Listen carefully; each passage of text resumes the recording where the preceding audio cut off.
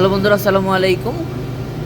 এই যে L1000 ওয়াস্কার সবচেয়ে কমন একটা অ্যালার্ম আছে, এটা SE3।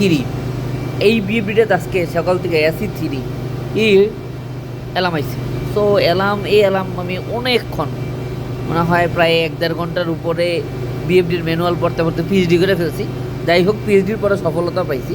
এই জিনিসটা কখন আসে? যখন হইলো আপনার যে মোটরটা চালাচ্ছেন, আউটপুটে যে মোটরটা আপনি চালাচ্ছেন, ওই মোটরের যেরকম একটা মোটর আমরা চালাচ্ছি, এই মোটরের প্যারামিটারে যদি কোনো প্রবলেম থাকে, মানে আপনার যেই লোড ইউজ করতেছেন, ওই লোডের এখানে যেই লোডটা ইউজ করতেছেন, এর প্যারামিটারগুলো খুব সূক্ষ্মভাবে দিতে হবে। যদি কোনো প্যারামিটারে ভুল থাকে, তখন আপনার SE3 SE2 অ্যালার্ম আসবে। তো এখন আর কোনো ভয় নেই। এই ওয়াস্কার SE3 বা SE2 অ্যালার্ম আসলে অবশ্যই মোটর প্যারামিটারটা খুব ভালোভাবে চেক দিবেন।